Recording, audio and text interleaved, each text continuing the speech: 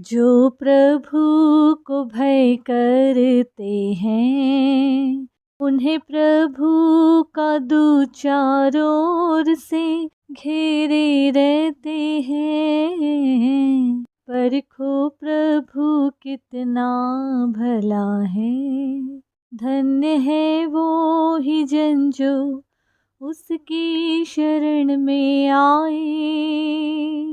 है प्रभु के संतों, प्रभु से भय करो, तेरा कोई अभाग ना होगा, ना होगा।